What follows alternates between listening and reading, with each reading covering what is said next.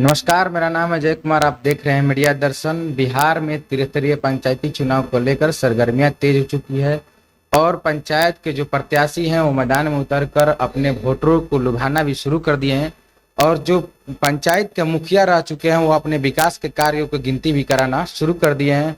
और इसी कड़ी में हमारे साथ जुड़ चुके हैं डुमरी पंचायत के मुखिया रंजीत जी, और हम इनसे बातचीत करेंगे। बातचीत करने के बाद जानेंगे कि इनका 5 साल का कार्यशैली कैसा रहा और इन्होंने विकास कितना किया है। तो सबसे पहले नमस्कार है सर चैनल में। धन्यवाद आपका भी और आपके चैनल मीडिया दर्शन का भी, जिसके माध्यम से हम जनता और आप लोगों के रूबरू हुए कि अपनी बातों को हम जनता के बीच में रखें।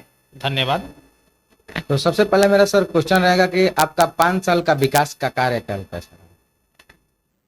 जी, मैंने अपने तरफ से तो काफ़ी प्रयास किया है लोगों का जीवन स्तर सुधारने के लिए। गाँव में जो नली गली हैं उसका स्तर को सुधारने के लिए मैंने अपने तरफ से 5 सालों में अच्छा कार्य करने का प्रयास किया है। लोगों की परेशानी दूर करने का प्रयास किया है कि लोगों का ज़िंदगी बेहतर हो पहले से। अब मैं इसमें कितना सफल हूँ ये तो आगामी चुनाव और लोगों से मिलकर आपको इस बारे में पता लगेगा। मैंने वहाँ के लोगों से भी बातचीत की है तो उन्होंने वहाँ से लोगों को वहाँ के लोग जो हैं उन्होंने बताया कि कार्य तो हुआ है, लेकिन हम जानना चाहेंगे कि आपके मुख्य द्वारा कि इंदिरा आवास की स्थिति कैसी रही है आपकी पंचायत में? मेरे 5 साल के कार्यकाल में केवल एक ही बार इंदिरा आवास का जो चयन हुआ है वो एक ही बार हुआ है। लगभग 125 लाभुकों को हमने अपने कार्यकाल में इंदिरा आवास जो योजना है, जो कि अब प्रधानमंत्री आवास योजना के नाम से जाना जा रहा है, वो करीब 125 लाभुकों को ये इसका फ़ायदा हुआ है। वो चूँकि बीच में कोरोना का जो समय आ गया उसके चलते काफ़ी प्रभावित हुआ ये योजना, और नहीं तो मैं समझता हूँ कि दूसरी लिस्ट जो दूसरी सूची है उसके भी पैसे जो है वो लाभुक खाते में अब तक चले गए होते, जिसमें कि अभी तो लक्ष्य अभी निर्धारित नहीं है कि कितना लक्ष्य आया हुआ है, लेकिन हमने उसमें लगभग 200 से 250 लोगों को फिर से नाम हमने उसमें जुड़वाने का कार्य किया है इंदिरा आवास में।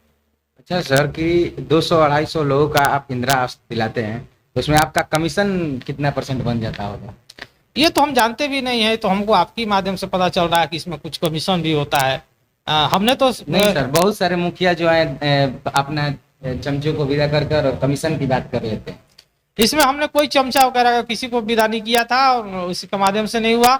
हमारे जो आवास सहायक है वो हमको बताते हैं कि सर इतना लक्ष्य है अब की बार में, और शेख सूची जो है उसके आधार पर उसमें से लोगों का चयन किया जाता है। ये पहली बार हुआ था, और दूसरी बार जो आवास योजना के लाभुकों की सूची आई थी उसमें लोगों का भौतिक सत्यापन करना था।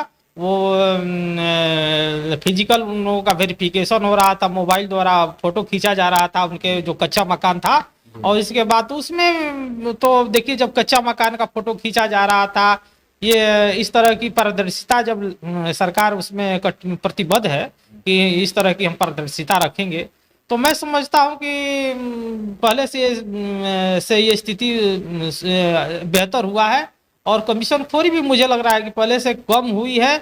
अब उसमें कहाँ तक मैं इसमें सफल हुआ हूँ, मैं बोल रहा हूँ कि इसके लिए आपको बृहत रूप से आपको जाना पड़ेगा, गांव की जनता के बीच में पता करना होगा कि जिन लोगों को लाभ मिल चुका है वो कितना कमीशन दिए हुए हैं हमारे पंचायत में, किसी भी प्रतिनिधि को दिए हैं या किसी अधिकारी को दिए हुए हैं, लेकिन हमारी जानकारी में तो नहीं दिए हैं।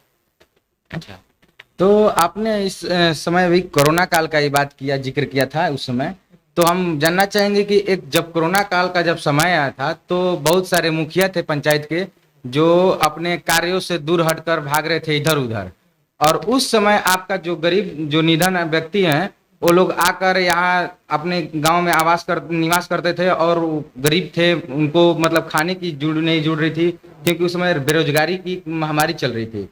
तो उस समय आपका योगदान कैसा रहा आपके पंचायत में? जी देखिए, हम लोगों को जैसे कि सरकार द्वारा निर्देशित था कि एक तो कोरोना सेंटर हम लोगों को चलाना था अपने पंचायत में, तो हमने वहाँ एक कोरोना सेंटर तो सरकार के गाइडलाइन से मैं वहाँ पर कोरोना काल में चलाया ही। इसके अलावा मैंने अपना एक व्यक्तिगत अपना सेंटर भी वहाँ पर रखा हुआ था, क्वारंटाइन सेंटर, जो भी मान लीजिए कि हम, मेरा तो व्यवस्था ये यहाँ तक था कि हम लोग पूरे संपर्क में थे गांव गांव के लोगों से, कि जो लोग भी बाहर हैं और जो लोग लौट रहे थे, तो हम लोगों को ये जानकारी हुई थी कि लौटने में तो काफी मुश्किलें हो ही रही थी। जहां अभी उन लोगों का कार्यस्थल था, कार्यस्थल से अपने गृह जिला में लौटने में काफी मुश्किल हो रही थी।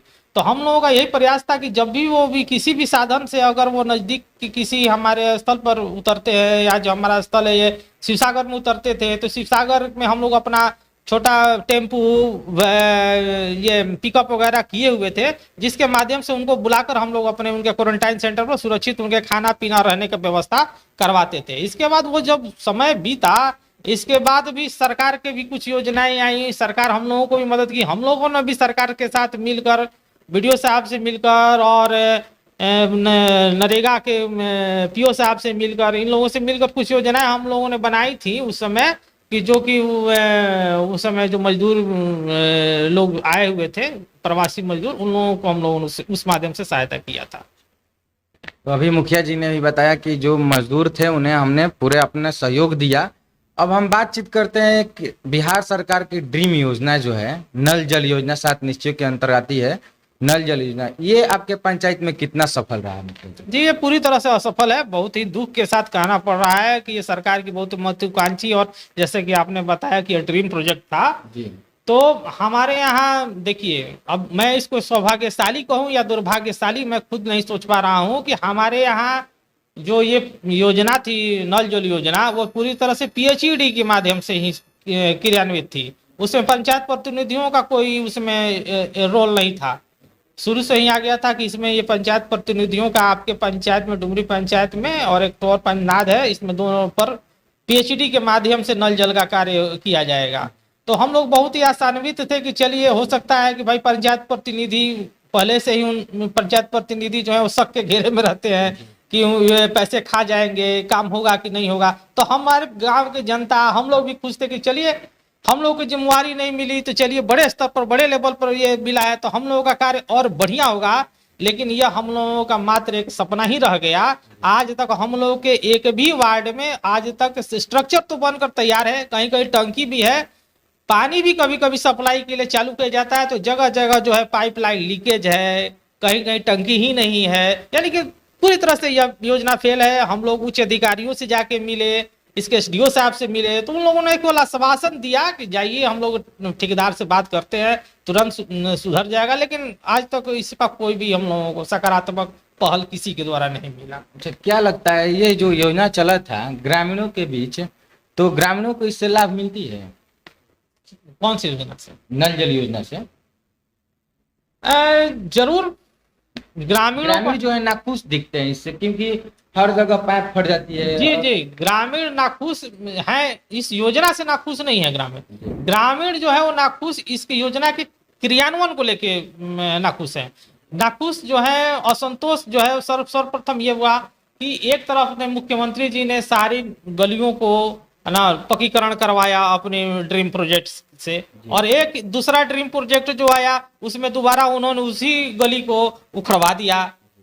तो असंतोष यहाँ हुआ कि गली जो है, वो जो ठेकेदार जो कॉन्ट्रैक्टर थे वो कहते थे कि हम इसमें खुदवा कर पाइप बिछवा कर इसको फिर बंद करवा देंगे, लेकिन सब जगह केवल वादा ही रहा, कहीं पर भी नहीं उन्होंने बंद करवाया, और सब जगह वो पूरा का पूरा गली जो है वो बर्बाद हो गया।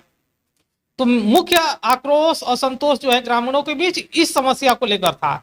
दूसरा चीज जो था, वो ग्रामीणों में इस चीज का कोई पारदर्शिता नहीं था कि जो टंकी जो बन रहा है इसका रख रखाव कैसे होगा और इसमें हम लोगों से कितना शुल्क वसूला जाएगा। उन लोग भ्रम में थे कि अगर हम लोग कनेक्शन ले रहे हैं तो हम लोगों पर अनावश्यक कोई शुल्क हम लोगों पर लाद दिया जाएगा, इसको लेकर संदेह था।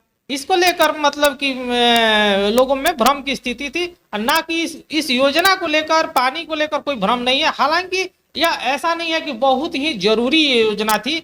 अभी योजना जो थी ये नल जल योजना, वो हमारे जो मैदानी इलाके हैं वहां उतनी इसकी आवश्यकता नहीं थी। मैं समझता हूं कि जो पहाड़ी इलाके हैं वहां पर इसकी अति आवश्यकता थी।